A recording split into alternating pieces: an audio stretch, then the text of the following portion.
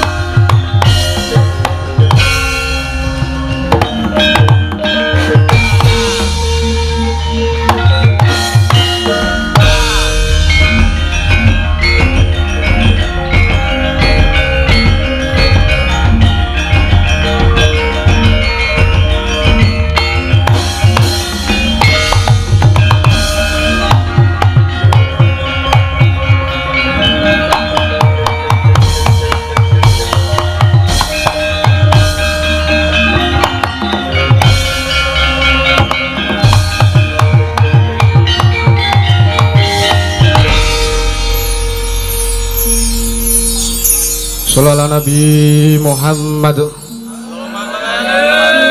Bismillah. Assalamualaikum warahmatullahi wabarakatuh.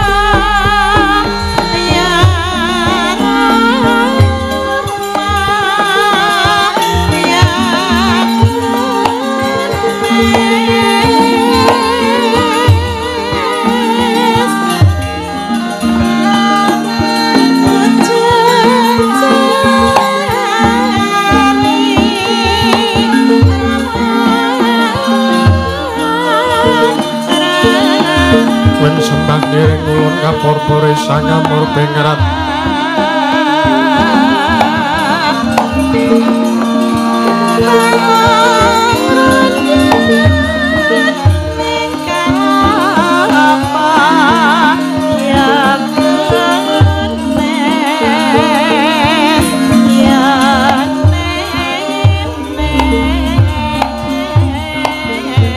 meringsahanan ingkang meringkanan siang tasik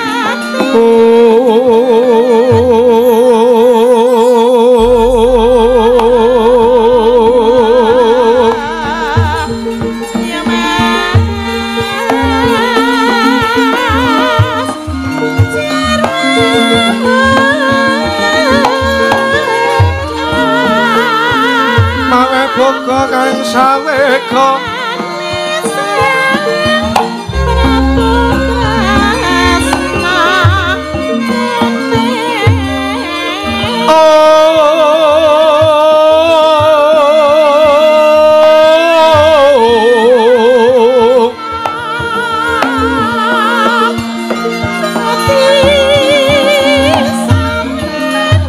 Masering telahan Yewang kanan mamuju henwang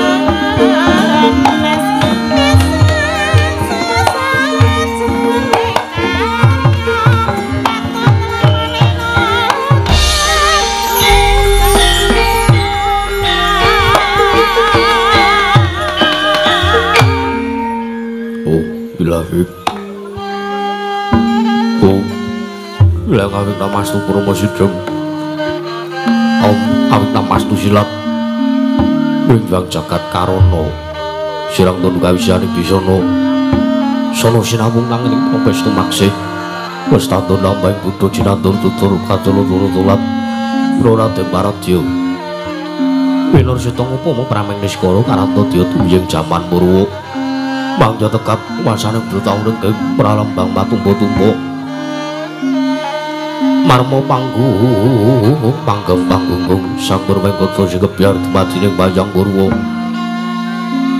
Purwakaning kondo nari nuting basa dengan kumang musura sini narasaya karaos Mulan sari wang rasa wani muruhing diri Rasa rumangsa ngrumangsan nilir jalma kilukotso Jare musang cancali tolo becewus gemelar Jorin pagelaran yogus jadi amik sani pagelaran Inggih Purwa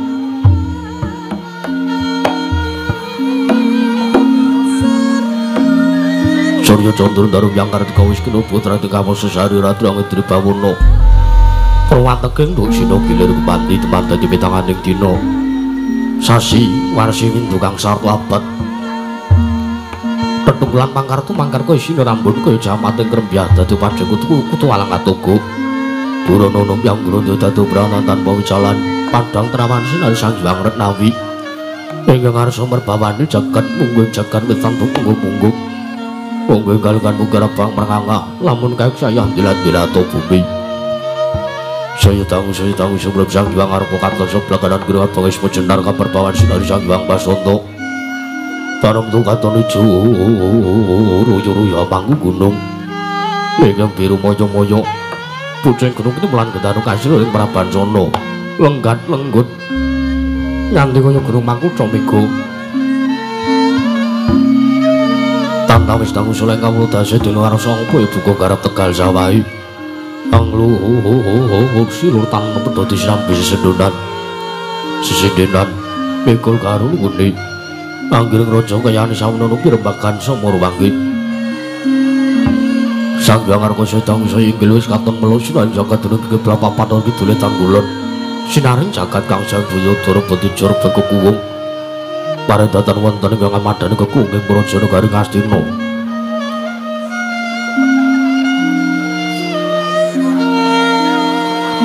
Taruna iku semanten Praja Negari Ngastina tumasya ing pulo bebanjaran sinasapan kaya benawi trampi umbas samudra binang langut kang tanpa pakut pegateng maninggal kapantuk urunding Cangkrawala wane-wane Cakra wis sawane kedeping jorang cara menepung gosirung kinarya sesuing peksi awet lan sarang burung wonten ugi pasisiran tersasana jembar kebekaning pasir gumelar garis pinggir tanem turu-turu karang kitri royo-royo ron kelapa bumi subur pasidan mawur sadengat pirandur pangertu mangkar kawuryan dadi gunung-gunung bebanjaran karang sang langit lenggak-lenggok lambat yen meja saking sendang-sendang bening tirtane liline pinara-para playune tanami waduk birentung-bentung kinarya eline sawah yang pategalaring loro kesmo mungkal pangunutane bosan tonton bumi sanjeng kangkang selo sedaya tinanurang kang para kawipatyong dan silang gelar pasapinan jaya rukmi sari kang pinangka pratiwi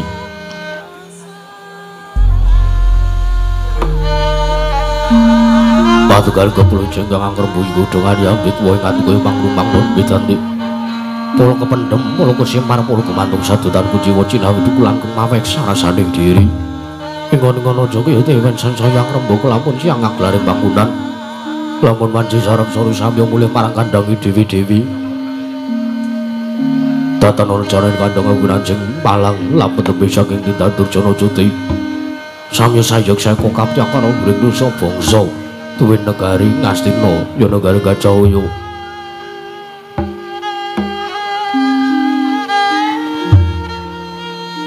Wonogo ngimbanging gunung anggur kersa mrih lestari ron tumuron rah tumerah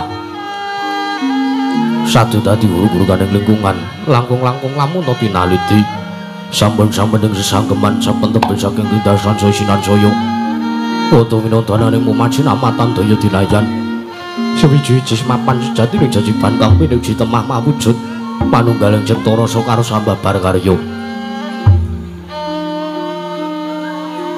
kenging binasake negari Ngastina iku semulai manjing marang jaman Kucana Panjang munjung pasir pamugir lo jinawi kemari pakarta-tata Raharja dasar guru kang gendhong bori padhang jagati dhuwur kungsi turta atuku jarane turta kasusuring manca praja lah sedenta wau ingkang asta pusaran kadil bangsa negari Ngastina menang Rudenu Campadasa ramani sanata dasa 10 nama wis mestani jejuluk Sang Nata Prabu Duryudana ya Sang Prabu Kurupati ya Sang Prabu Jaka Pitana ya Sang Nata Prabu Jaya Pitana ya Sang Kurawa Indra ya Sang Dastaratmaja ya Sang Tri Pamangsah ya Sang Gendari Suta nalindurengga lenggah wonten sak madaning dampar Jana Semik babon permadani sinasapan lisa wangi cepat kesuri kandhane ambabar arum duming sanjawining pasewakan datan mantra-mantra sepatiku Bathara daya dewane kasugihan Sang Hyang Bathara kuwi wangi Jawanta binayang bayu sanjane murab surab sari kamis tinggal pemandir sagung kang samusewewa daya romping samudra ing daratan datan kantun piswanipun Sang Hyang Anung tetungguling Praja Negari Ngastina miwah sang jaring para kadang ingkang sampun ketinggal sowan paningga menika Pepati Negari Ngastina satring plasa jenar anggih Sang Rekyana Pati Harya Sengguni ya Sang Harya Suman ya Sang Raden Trigantalpati semambung bisawanira rawuhipun pujangga nujung negari Ngastina pandhita ing saka lima Sang Tampa Begawan Durna ya Sang Resi Kumbayana ya Sang Bhararaja Putra datan kantun ugi rawuhipun Senopati negari Ngastina nata ngawangga Sang Prabu Karna Basusena ya Sang Surya Putra ya Sang Suryatmaja nata ngawangga marang pilengahipun Pangeran Pati negari Ngastina sadaya tinalang anenggih Sang Raden Arya Kartamarma paring mangke tidhem amadaning pasewakan Sangyong para nayaka samya gandeng pasisiran jejal ya rampet popot bibit prasasa tatupan dagul datan paselo lampun sakateng marsi boy jaya mludak gendera rontek umbul-umbul kegeterang ngendanu yang munding mongso rabu payung megar mendi jamur barat mongso rendeng tumbang ngrangapu jati ngaran mongso katiga para duwit kal jidem jinem mandari pasya makan negari Ngastina datan-datan gudungan ingkang kebasamira datal mampah kapi arsa mongso araning pratungga miwah panggih baranggono sikon murmani pangandikan jatuh kembang Dewi Jermantika sang Prabu turut ringkeng kababaring lisan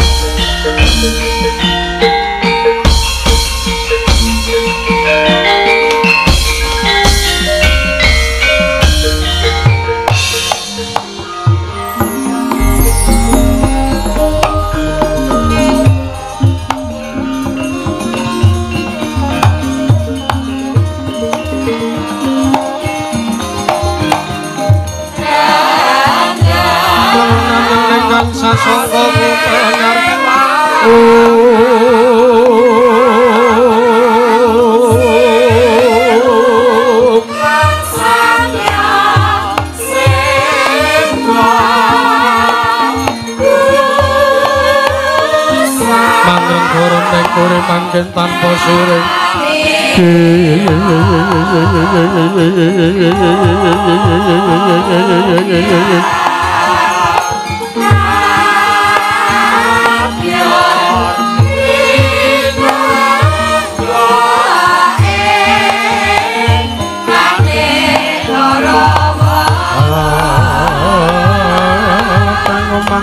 mas murok ning langit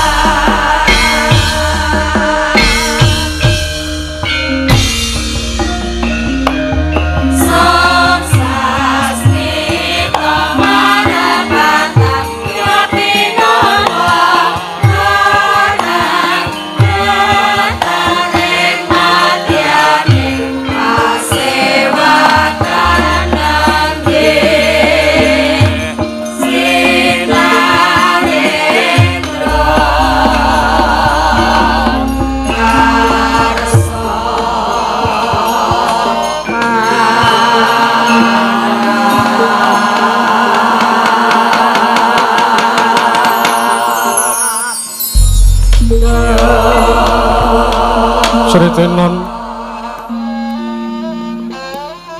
ning paseakan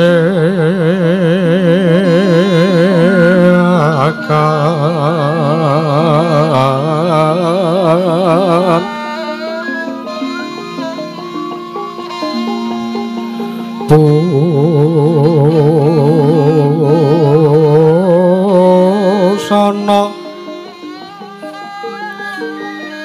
maneka warna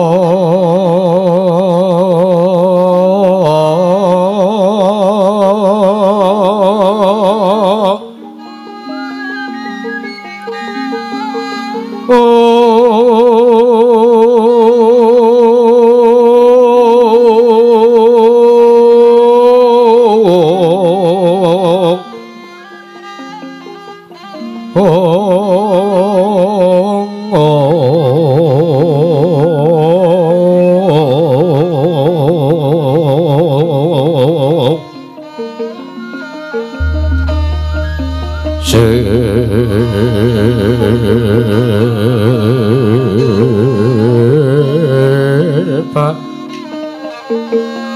Puspitengu Dyono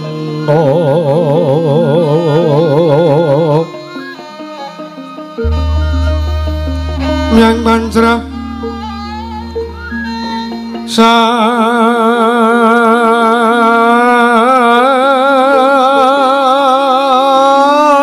Sarwarokma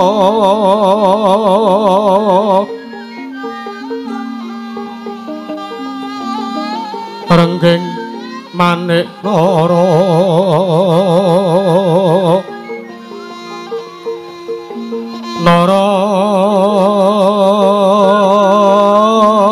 Narawata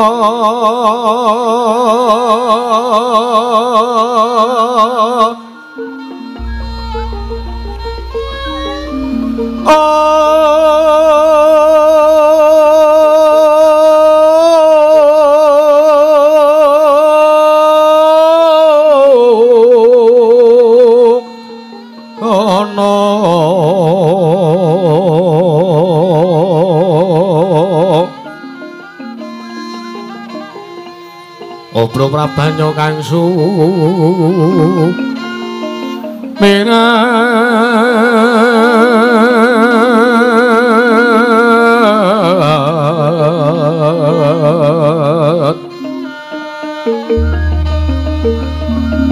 kenyaring teca laliwarat pergi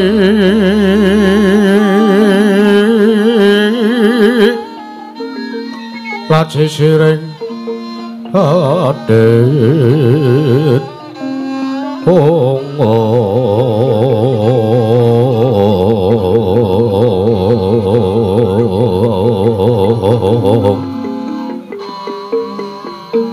Wimbo kekondo mrek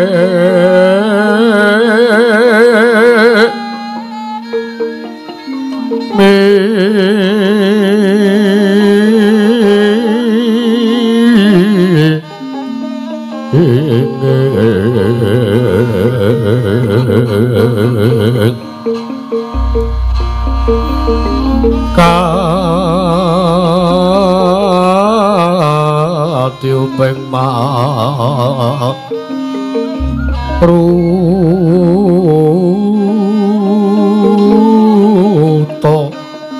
mando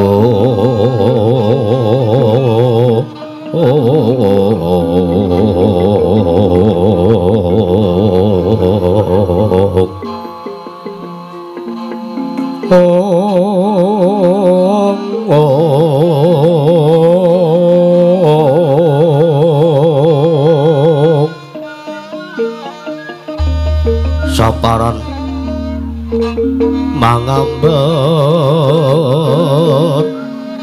ungas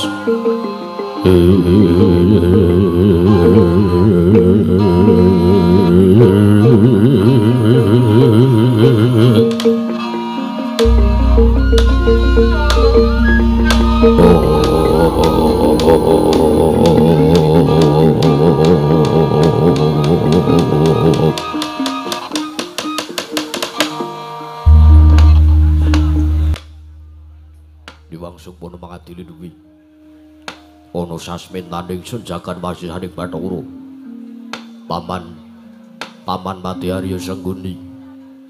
Ayo dadi aku kaget penglurusi Paman Mati Arya Sengguni dene sira ingsun wijana ngersaning manira. Pekenira Paman Mati Arya Sengguni Arya Suman. Kawula ninggih anak Prabu. Sakalangkung kaget penggalipun ingkang bapa ing kematian ing Jawi sanget kuwatos sing manah. Bebasan Pindharun Salomba pinanjering alun-alun kumitra caruk maras. Nanging sareng wonten ngarsa paduka tebih saking raos kemarasan sinuwun. Diwajis sembahan kula. Pengayoman kula ing Madyapada prapting delahan anak Prabu Jaka Pitana. Kepareng kula sumadong dawuh. Pangandika paduka nggih anak Prabu Jaka Pitana, anak Prabu Duryudana kawula ninggih. Paman Mati Arya Sengguni iki kanthi marangken sira ingsun percaya minangka dadi batal wakil ingsun Pranata tata rakiting kaprajan negari Ngastina. Para diage atuna kelawan panjenengan ingsun samendang aja nganti kang karempin Paman Mati Arya Sengguni. Kawula ninggih nggih. Menawi paduka ndang ubam tata rakiting kaprajan saestu sadotan badhe anguci wani. Para kawula samya sayeksa kapti akare luhuring nusa bangsa. Duwin negari ing Astinapura. Mendhaipun para prajurit saha para sata Kurawa ingkang boten kendhat anggen tansah gegladen ulah kredaning perang sawanci-wanci praja paduka katempuh ing marang muka tartentu boten badhe anggepok kanca paduka anak Prabu Jaka Pitana nggih anak Prabu Duryudana ingkang bapa ing kepatihan remuk kasawurna putung sumangga kabandhem nggih anak Prabu Jaka Pitana kawula ninggih jangkep kang dadi aturira gawe bombong penggalih Jun ora liwat pakar ingkang utama tindakna selawase urip Paman Mati Arya Sengguni kawula ninggih namung dereng lansak sampunipun kepareng ambuk kula ngaturaken sembah sungkem pangabekti kula kunjuk saandhap padha paduka anak Prabu Jaka Pitana nggih anak Prabu Duryudana Paman Arya inggih kula tampi dawuh sami-sami boten langkung kasengkecana lenggah paduka Paman Mati Arya Sengguni anggen rawuh prapta wonten praja negari Ngastina dinten sak mriku Paman Arya inggih nggih sampun boten ngrang prayogi bisawanipun ingkang bapa ing kepatihan dinten sak menika anak Prabu kawula ninggih Pupu Brebanturna nuwun manggi Pupu Breban sarau paduka Pupu Brebanturing Sukalima ingkang putra Duryudana ngaturaken asung pasegan Monokrambi saumugi tansah manggi wilujeng rawuh paduka Pupu Brebanturna wonten praja negari Ngastina Pupu Breban Sukalima. Wah, astaga swala sila bertapa sumaranti hawala. Gamana kula gopre kantil bututing selikur. Kula naknan nggih, kula naknan. Kepareng paduka miji dhumateng piswanipun ingkang bapa ing Sukalima. Wah, dinten sak menika wilujeng piswanipun ingkang bapa ing Sukalima. Mboten manggalangan setunggal punapa. Pasegat Monokrami tuwin Pambagya Raja sampun ingkang bapa tampi akare bombong raos menggalih. Boten langkung ingkang bapa ing Sukalima ngaturaken salam taklim kula mugi kunjuk ngarsa paduka anak Prabu Jaka Pitana nggih anak Prabu Duryudana. Sampun kula tampi akare bombong raos menggalih. Boten langkung kasengkecana lenggah paduka Pupu Brebanturna ing Sukalima dinten sak menika Pupu Breban. Oh, sampun boten ngrang prayogi. Bisawanipun ingkang bapa ing Sukalima dinten sak menika nggih wonten praja negari Ngastina anak Prabu Duryudana. Prapadene Kakang Prabu Karna Basusena ing Awangga sarau paduka ingkang rayi ngaturaken pasegan Monokrami. Pambagya Raharja mugi tansah kunjung ngarsa paduka Kakang Prabu Karna Basusena ing Awangga Kakang Prabu Karna. Jagat pangestu ora wayah loro jagat. Yayi. Sakalangkung paduka Yayi Prabu Jaka Pitana. Amiji dumateng pisawanipun ingkang raka ing Awangga dinten sak menika kepareng wilujeng pisawanipun ingkang raka ing Awangga wonten praja negari Ngastina. Pasegan Monokrami tuwin Pambagya Raharja sampun ingkang raka tampi akarya bombong tias penggalipun ingkang raka ing Awangga. Mboten langkung kula ngaturaken salam taklim kula mugi tansah kunjuk ngarsa paduka Yayi Prabu Jaka Pitana, Yayi Prabu Duryudana. Kakang Prabu Karna. Sampun kula tambyaken bumbung rasa menggali boten langkung kaske canu lega paduka wonten Praja Negari Ngastina Kakang Prabu. Kawula nuk nggih. Sampun boten ngrang prayogi pisawanipun ingkang raka ing ngawangga dinten sakmenika Yayi Prabu Duryudana. Apa dene Dimas Kartomarma ing toya tinalak padha kanthi raja sapraptanira Dimas Kartomarma. Baunuk niki nunamin pasang Kalimantabi Drepina nyiloduni dumawang tawang tuwang Koko Prabu kepareng paduka Sang Sinuwun miji dumateng pisawanipun ingkang Abdi Kartomarma. Dinten sakmenika pareng wilujeng pisawan kula mboten manggalangan setunggal punapa kepareng kula ngaturaken sembah sungkem pangabekti kula kunju sandhap padha paduka Kanjeng Koko Prabu Duryudana. Koko Prabu Ngastina sembahan kula sinuwun diwaji sembahan kula sinuwun baunuk niki. Yo Dimas Kartomarma ngaturke bekti kelawan pun Kakang. Ora lan pengesunipun Kakang bae Tampanono Yayi. Sampun kawula pun diantosna jimat maribi dayana ing kasantosan. Ora liwat parayoga nonggon mulunggu sartane padha tatanem basane Purwadya boleh padha gantung sibuk. Aja ora kanthi kang padha saur manuk jenenge isa nedya mbabarake tuwin panembromo wigatine pasewakan Dimas Kartomarma. Baunuk niki. Prawing sampun patuku dawuh kentar tentu kula mboten badhe suwala. Kula sendika mangestu padha dawuh patukan Joko Prabu. Baunuk niki. Kula nuwun sewu nggih anak Prabu. Dinten sakmenika damel kaget Sang Jawara pinisepuh miyah para nayaka Punggawa wonten Praja Negari Ngastina. Teka dinten sakmenika paduka anak Prabu Duryudana ngawontenaken pasewakan agung ingkang benten kelawan adat ingkang sampun kalampah. Awi anak Prabu kula aturi paring dawuh wonten wigatos menapa ngantos ing sakmangke nglempaken Sang Jawara pinisepuh kalebet ingkang bapa ing kepatihan. Kepareng ingkang bapa nedya nganglungaken jangga nilingaken karna mastuti sabda tama paduka anak Prabu Jaka Pitana. Menawi kepareng tumenten kawedhareng kathah nanging menawi wadi tumraping para kadang sentana. Awi kula kanthi kula dherekaken manjing wonten saktelenging kedatonapan catur netra kelawan ingkang bapa ing suka ingkang bapa ing kepatihan ngger anak Prabu. Oh, nuwun sewu anak Prabu. Nuwun sewu dinten sakmenika paduka wontenaken pasewakan ingkang bene kelawatan ingkang sampun. Jernyatanipun dinten sakmenika adat saben anak Prabu Jaka Pitana menika ngawontenaken pasewakan menika wayah siang utawi sabibaripun tabuh 12. Nanging nuwun sewu menika enjang sanget lho anak Prabu. Menika estu tabuh 8 jeng kanthi sampun ngawontenaken pasewakan. Monggo laturi paring dawuh ngeten supados mangke sampun ngantos damel bingungipun sangya para kawula. Ing atasipun wanci menika wanci nyambut gawe. Wanci menika wancine para kawula Praja Negari Ngastina menika pados pakaryan pangupa jiwa. Mekaten anak Prabu kemareng kula sumadong dawuh. Nggih, Yayi iki marang kula nggih sumadong dawuh. Kaget sotaning penggalipun ingkang raka ing ngawangga. Dupi kula tampi timbalan paduka Yayi Prabu. Kula kinten sowan wonten Praja Negari Ngastina wonten menapa Yayi? Jagat dewa jagat pangestu Pamandarya wonten paring dawuh nggih Bapa Mandurna. Kula wonten dawuh. Kakang Prabu Karna kula nggih. Sewu-sewu kalepatanipun ingkang putra Duryudana Tadawatana teka dinten sakmenika kula ngawontenaken pasewakan ingkang bene kelawan adat ingkang sampun kelampah.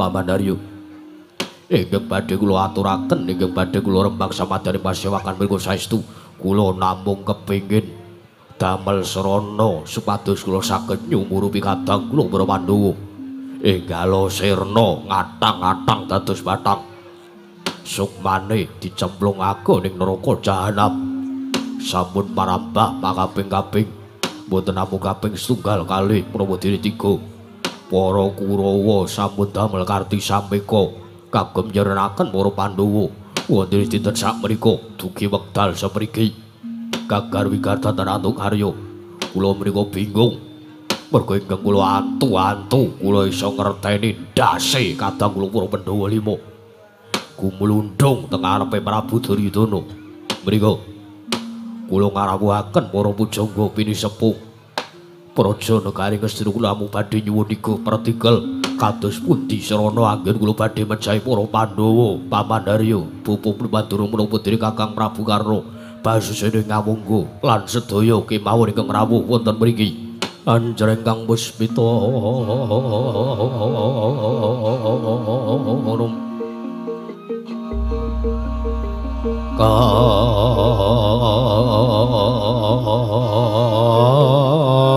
kasilireng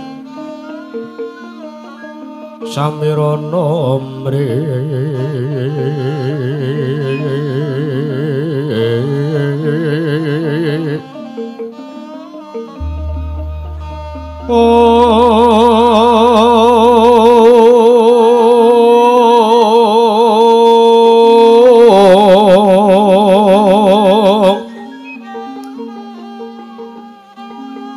sekar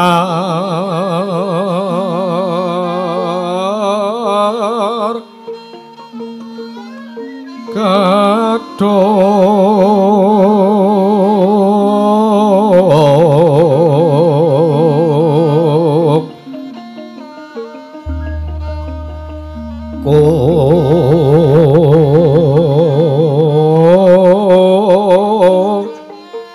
ngas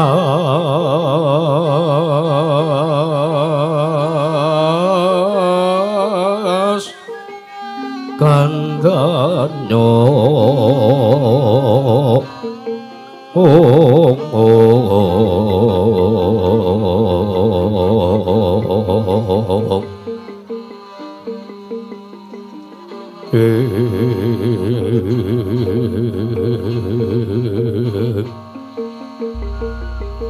maweh raras retnaning driya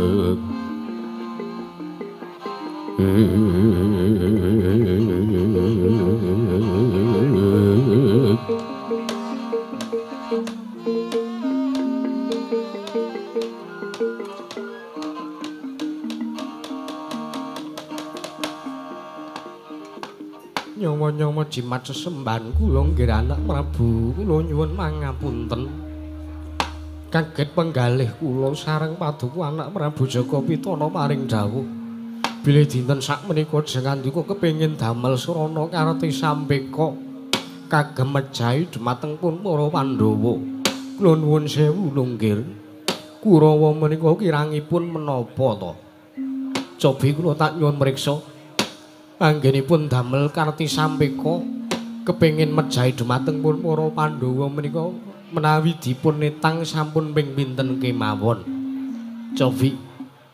cobi mangetang ping pinten mawon syarat sarana karti sampeka kagem mejahi dhumateng pun para Pandhawa dugi sepriki gagar wigar datan antuk karya nggih jengandika mesti kemawon ngemuti duk nalika lelampahan bale sigala-gala menika nalikanipun Pandhawa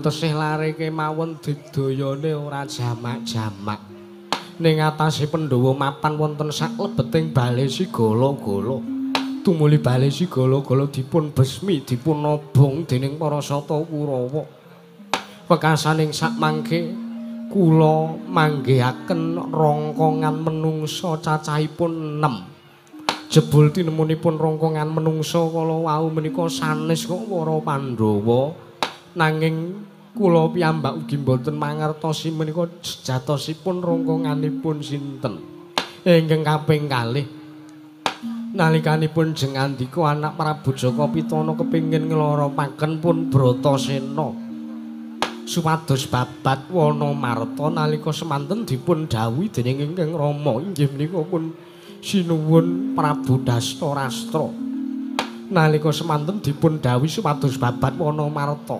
kirangipun menapa kula jengandika miwah para kadang sata Kurawa ngreka daya julung tungkul dhumateng pun Bratasena dipun krenah patine supaya boten slamet wonten sakmadyaning alas wana marta Malah ing sak mangke para Pandhawa angsal triman nugraha saking para Jawata arupi negari Ngamarta. Cobi to mang penggalih. Kula aturi menggalih. Pandhawa menika marambah makaping-kaping pendak-pendak arep diloropke mesti ana wae sing ngayomi. Mbuh menika dewa, mbuh menika titah mesti kemawon para Pandhawa menika menawi dipun damel angel dalane malah kadang malah sok kepenak uripe. Dewate wonten dawuh Kakang. Nuwun sewu ta, nuwun sewu. Menawi sing ngandika paring dawuh kados mekaten menawi bilih pendak-pendak Pandhawa dipun loropaken malah entuk kanugrahan. Mriku nuwun sewu. Sing ngandika kedah emut. Emut dumateng perkawis menapa? Wonten tetembungan orang susah dimudahkan jalannya. Menika. Ngendi ana to Kang wong wis rekoso uripe malah gampang kepiye to? Mengke riyen Pandhawa mriku ateges. Cobi to dipun tingali melih, dipun tingali melih. Niki mboten kateges kula mriku banding-bandingke antarane Kurawa kalian Pandhawa mboten kateges kula mriku mboten terus kali kula lan kula langkung tresna kaliyan para Pandhawa niku babare pisan mboten. Nanging cobi mangsawang. Seka awak bodi kemawon. Kurawa niku wong-wongane lemu-lemu. Niku mertandake wong sing doyan mangan. Cobi mang penggalih. Nggih. Kurawa niku wonge lemu-lemu. Mertandake wong sing doyan mangan, sing digedhek-gedheke ming aluamah. Niku. Pendak-pendak ana acara sing digolek ming sega. Lawuh.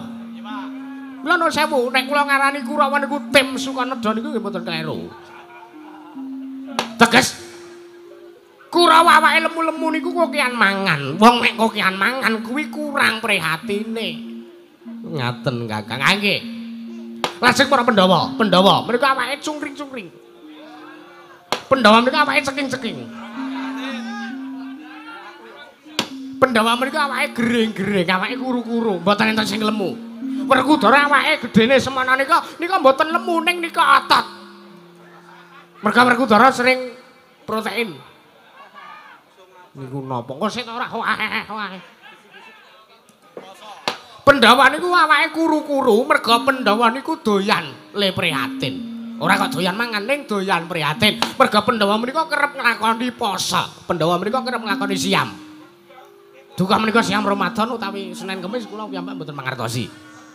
Ingkang bahkan Pandhawa menika demen nglakoni prihatin.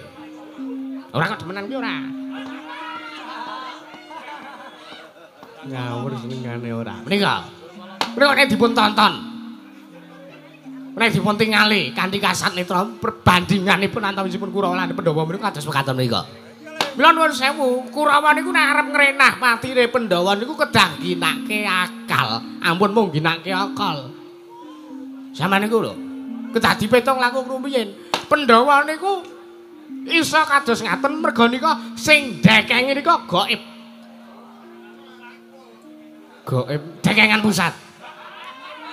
Menika ingkang dekengi dhumateng para Pandhawa ingkang ngayomi dhumateng para Pandhawa menika sanes kok titah nanging dewa Jawata Gusti Kakang Jagatku lan sang ngayomi dhumateng pun para Pandhawa.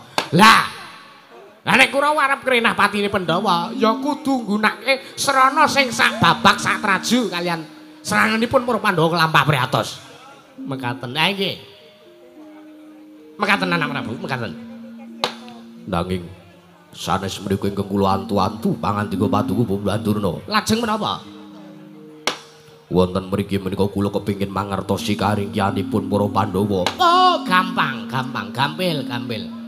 Karingkianipun para Pandhawa menika kula nyekel kabeh. Cah lima niku kula cekel kabeh. Loro-loro ngiwon-ngiwon. Niku. Karingkiane Pandhawa menawi ngandika kepengin mangertosi. Pandhawa niku keringkiane napa?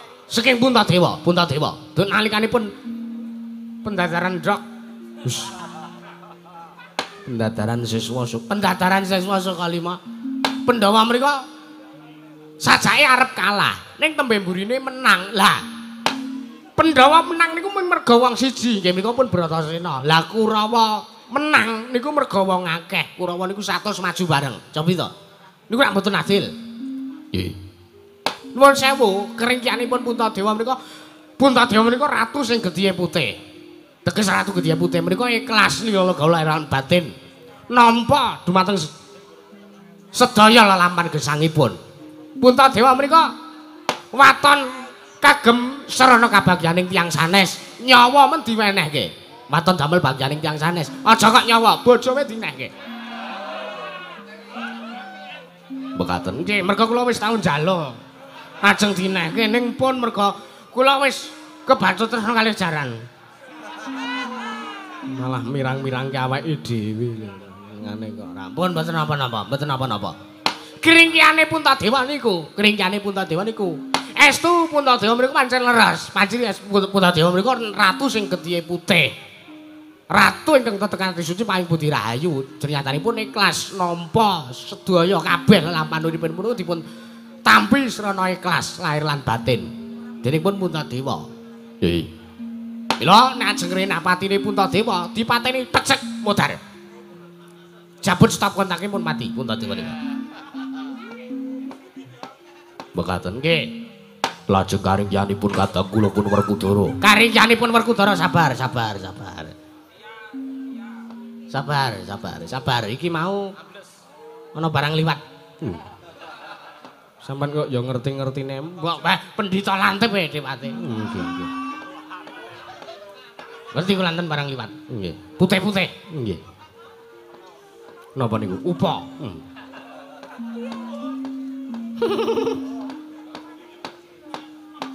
Werkudara menika keringkianipun dlogak-dlogok bocahe. Werkudara dikon ngalor, mesti mangkat ngalor. Werkudara dikon mangkat ngidul, mangkat ngidul. Werkudara kan bunuh diri, kirangan gelem menapa mboten. Sing andika mriku kados pundi? Ketikanipun Werkudara menika manutan nek dikongkon pancen bener Werkudara menika manutan larenipun. Murid kula Werkudara menika manutan. Nek dilorope nggih mesti kemawon purun nyemplung wonten segara. Werkudara kowe nyemplung ning segara. Mengke kajengipun dipangan dening buron toya. Buron banyu, iwak-iwak gedhe, paus, hiu. Lan sami turutipun, wader, nila, lele. Iwak tongkol. Niku Werkudara keringane wonten mriku. Nggih. Nanging nuwun sewu menawi Werkudara dipun loropaken menika mboten wonten ingkang saged ngawonaken dumateng Werkudara. Ateges Werkudara mboten gadhahi keringkihan. Padha wae sampean dagik-dagik muni Werkudara bocahe manutan kok malah ngomong nek ora ana keringkihane. Lah Werkudara niku dikdaya padake ra. Lajeng kadang kluwun Arjuna keringkihanipun menapa? Oh, Arjuna niku keringkihane ming sunggal, wedokan. Pun niku wedokan. Niku. Tiyang putri. Nggih, wanita. Nggih. Arjuna niku pendak-pendak lunga saking negara Ngamarta. Nek ora tapa ya ming kecandhal wedokan niku. Lah nek arep renapatine Janaka gampang. Dipun padosaken wanita sing wayu. Sing wis pokoke samu barange sae ning duwe penyakit. Wis saya tangu. Gandeng kalian pun Janaka. Janaka mati saya lemes awake saya kuru. Janaka modar. Mergo penyakit Lion King. Sampeyan neka-neka. Lho niku wis to. Wong lenane gonta-ganti wedokan mesti resikone ming niku. Resikone ming niku. Mila aja waton nek arep jajan dewate sampeyan niku. Nggih. Sampeyan niku mun di anak sakniki. Nggih. Aja waton teng jaba aja waton. Eling sampeyan pun dioperasi ping pindho sampeyan. Nggih, Kakang Durna nggih. Muti bedah. Ampun kamu gambar ngawur sampean.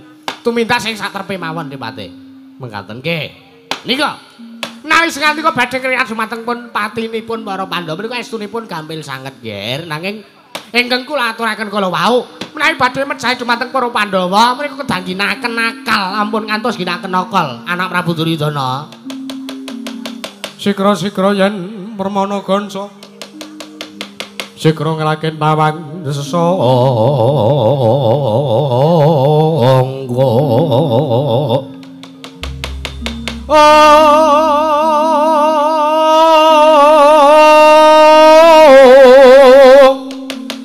Nalendra mbek marwa sing sanggatri gumulung Katri kumulung mangrompak ing wadya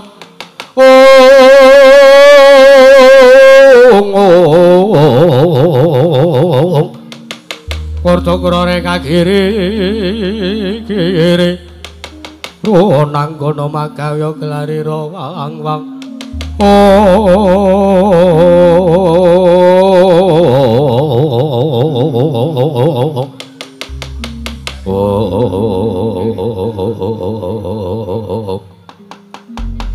Dedep tidem prabawaning ratri Sasodra manjer kawuryan nalika semanten jaga kaya tugu Sinungkarta tatanmu batatanmu sik legek nganti kaya pratima golek kencana nalika semanten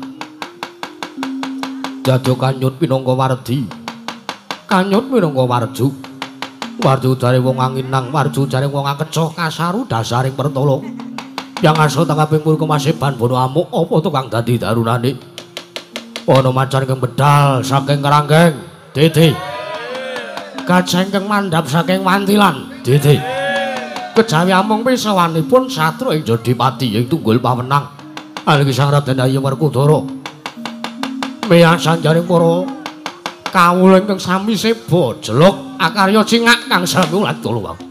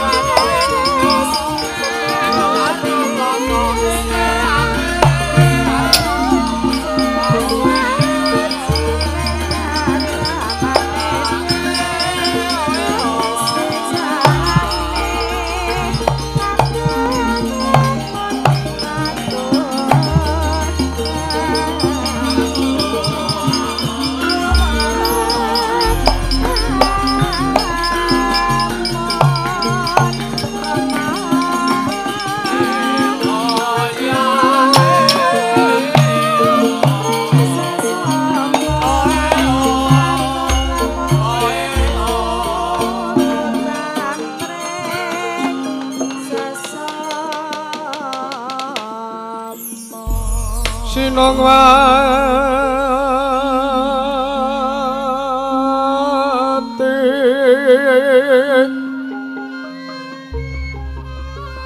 sinong wati jagat kinari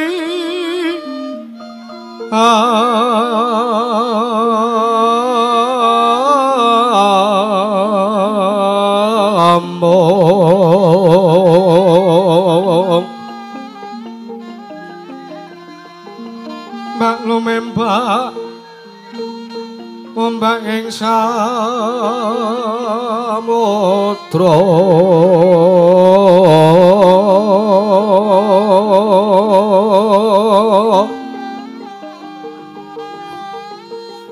ae ana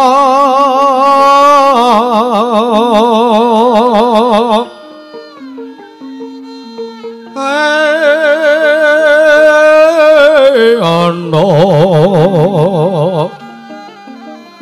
pale lumut ambrek kanggang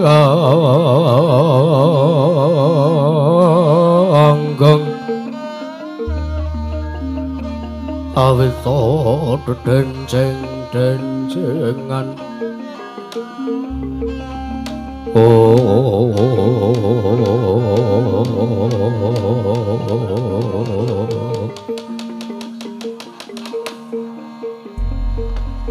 jagat pangestu karo wayah Bathara Jagat Paman Pati Arya Sangguni wonten pangandika ing ngadhawuh nggih Anak Prabu kaget penggalih kula sinten kula kinten sinten ingkang sowan prapta wonten Prajanegari Ngastina jebul tinemunipun kadang kula adhi kula ing Jodipati inggih tunggul pawenang pun Werkudara nyawa-nyawa jiman sesemban kula nggih kula aturi andhangu dumateng praptanipun Angger Mas Werkudara menika Anak Prabu nggih Paman Arya inggih kula aturi anggenggeng langkung sekeca Paman nggih sampun boten kirang prayogi nggih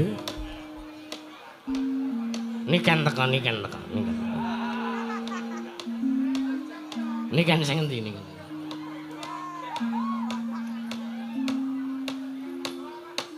kadangipun Kakang Dimas Werkudara padha kanthi prayoga sartane raja sak praptamu Dimas kadangipun Kakang Bratasena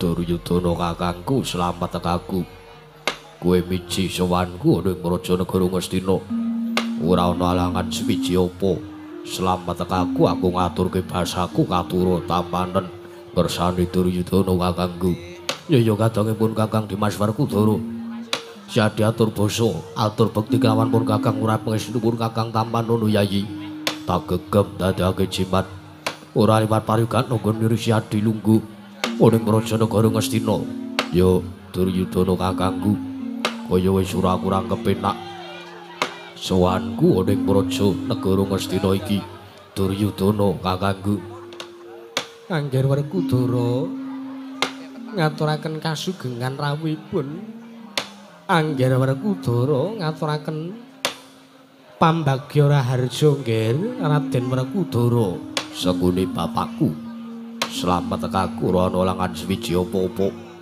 pambagya raharja wis tak tampa ora liwat aku ngaturke basaku katura iya sampun kula tampi dawah sami-sami mboten langkung kasekecak ingkang langkung prayogi lenggah sing ngandika Raden Werkudara ya senggone bapakku kaya wis ora kurang kepenak wah Werkudara wong gedhe wong dawa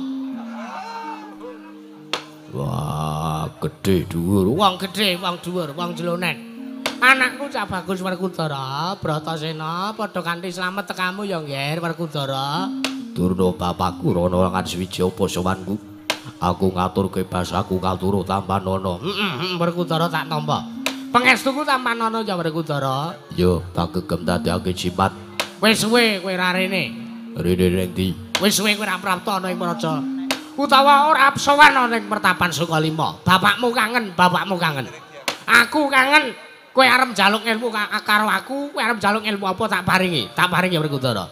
Ya, ngaturke panuwun. Prayogana. Wis ora kurang kepenak. Kadangipun Kakang Dimas Werkudara padha kanthi raharja sak praptamu. Ya, karena kakangku slamet tekaku ngaturke basaku katurut. Ya Werkudara tak tampa pangestuku tanpa nono Dimas. Tak gegem dadake jimat. Dimas Werkudara migati apa sengkan-sengkata tanpa pupuyan sowan tanpa ditimbali dening kakang. Duryudana kakangku sing gedhe pangapuramu. Yen to sowanku dina iki ora mbutuhke kelawan Duryudana kakangku, nanging sowanku ning praja negara Ngastina iki. Wektu dina iki aku mbutuhke kelawan pangandikane, ya mbutuhke kelawan Durna bapakku ing Sukalima.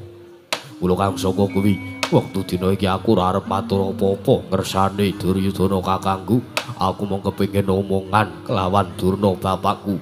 Apa ya ngono Dimas? Ya pancen dasar para nyata ngono. Ya yen pancen kaya mangkono Bupun Mbah Durna, kula nuwun sewu. Kula wonten timbaling kathah mongger. Kula aturi majeng Dimas Werkudara metaken kelawan sengandika Bupun Mbah Durna. Apa iki? Sendika ngestaken dawuh Anak Prabu.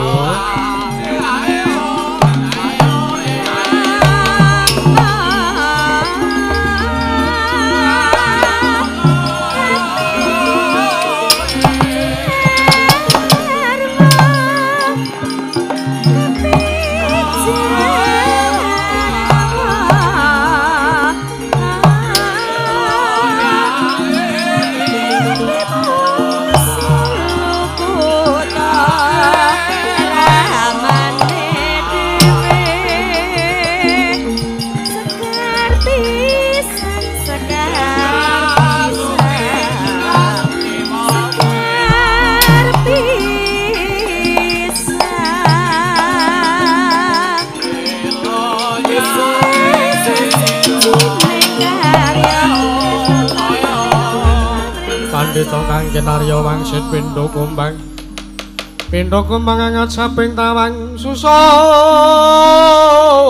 angin ngendi nggone.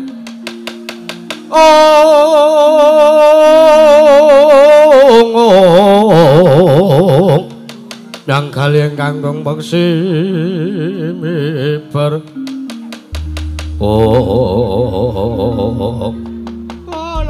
Lole kentas warung gembal manyar-manyar jo ning jukul wana alas-alas tadi wana. Werkudara, apa Durna bapakku? ngendikane Anak Prabu Duryudana kowe mbutuhke kelawan aku. Ya pancen kaya mangkono. Oh. Ana wigati apa Werkudara matura kelawan pun bawa. Cekak aos wae. Wektu dina iki negara Ngamarta lagi ora apik anane. Geger sanjroning negara Ngamarta mergo garwane barep kakangku ya Drupadi Mbak Yuku murca woncat saka praja negara Ngamarta. Wekasan dadi geger lan dadi pagebluk ana praja negara Ngamarta. Mula gandeng Durna bapak kuwi pandhita sing lantip, pandhita sing sekti, lantip panggraita wasis paskita ngesti. Aku njaluk tulung sawangen. Golek ana ngendi durunge Drupadi Mbak Yuku Durna bapakku. Kagyatri sangga piranguri nanggul kinempit-kempit. Dosang retnaning bawana.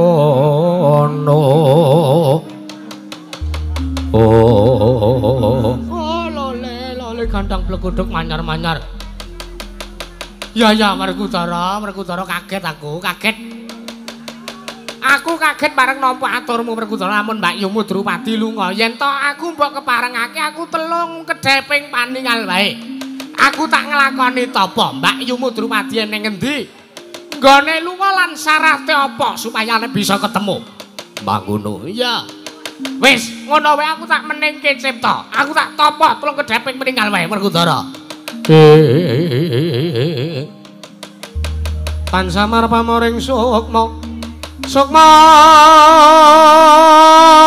sinukmaya winaya ing asepi.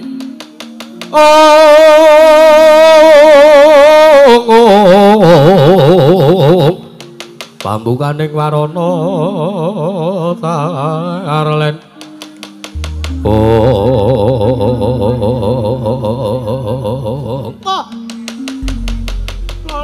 Lole Werkudara ngene ya, Werkudara ngene. Piye Durna bapakku? Iki aku mau wis nemu. Mbak Yumu Drupadi wis ketemu.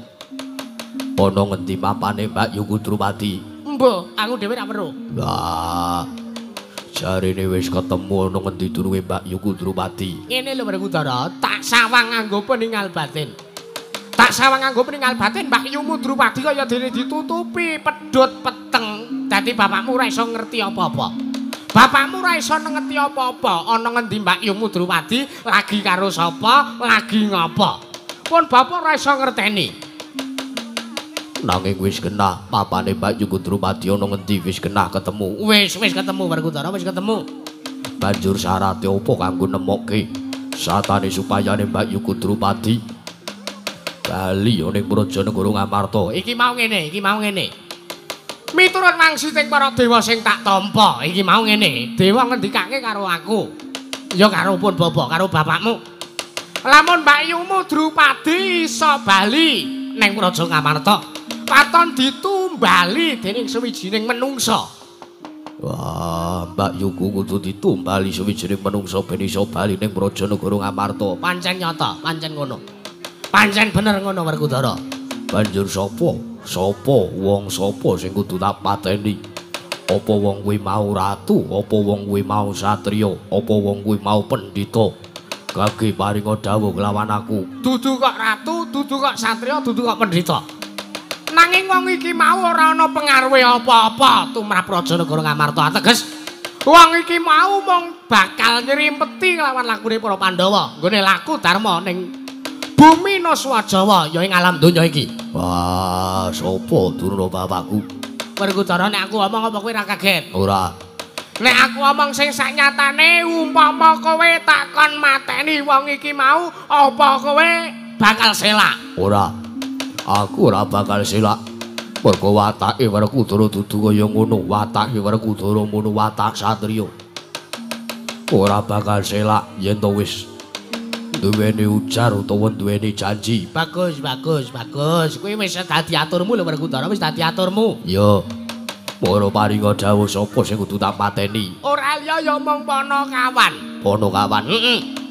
Panakawan abdi kinasih para Pandhawa, anak ragile Semar Badranaya sing jeneng Bagong Werkudara.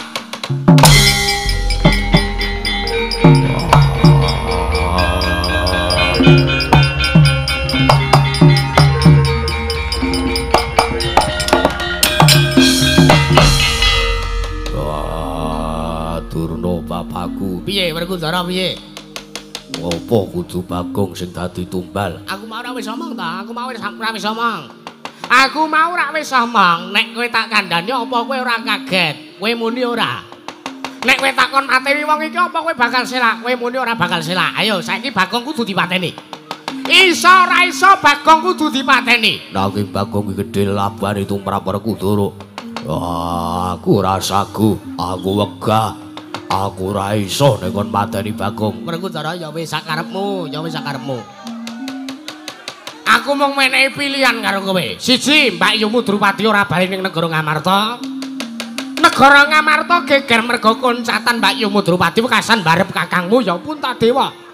Bingung pikire, rusak wekasan Prajanegara Ngamarta. Ping pindhone trima kelangan Bagong ning nylametke nyawane wong akeh. Pilih ndi? Wah, ora mung wawe kowe, ayo. Iki seladintene limbuhane gek pikiran Werkudara.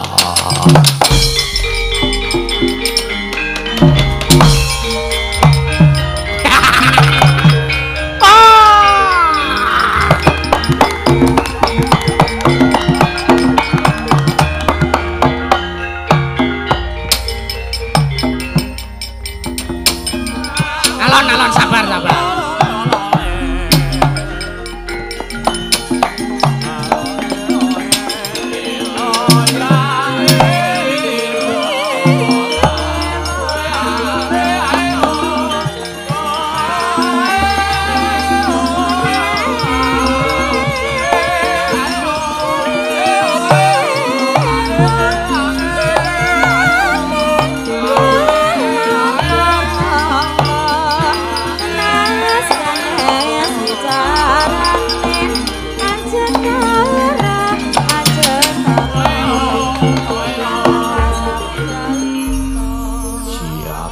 Dewa Bathara. Pripun anak Prabu pripun?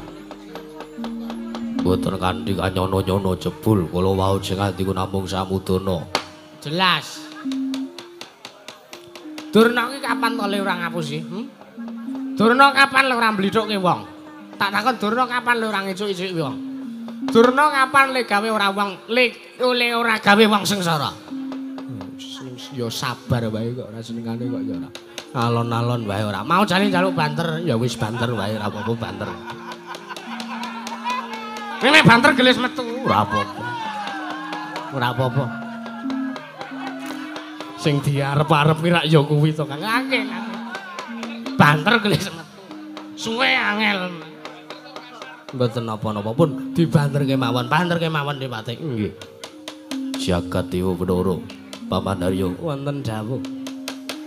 Gandeng sedaya sampun cetha ing sak pangge badhe damel ringkihipun para Pandhawa menika gampil saking Mejahi. Para Panakawan. Nanging sing atiku saged menggalih kados mekaten. Pun kula nyuwun pamit madal wasilan. Kula badhe mibaraken dumateng sangjaning para kawula ingkang sami seba. Sik to Kang sing didhawuhi kudune aku. Ya sampun. Paman Harya Gandeng sampun purna jejiban. Wekdal sakmenika kula badhe rupian kalian para sata Kurawa. Inggih ngestaken dawuh Bupara kang padha sibuk ingsun kundur kedaton. non ngestaken dawuh nggih kemanung nyuwun pamit madal wasilan. Ngati-ati aja kaya bocah cilik. Paman Pati Harya Sengguni kaya wis ora ana dawuh maneh. Paman purna ngadining pananggilan arusang nutu kundur kedaton saking Jampar Kencana kuwi nampi gambaran Gandeng kandharaken sang jaring para Mbajedi. Manggung ketanggung Joko paloro-loro ingkang samyong ambil macaring Prabun kawis saking Mandura tindanyo sang Sri Narana lamun kantron saking Mandrawa katingal ubayane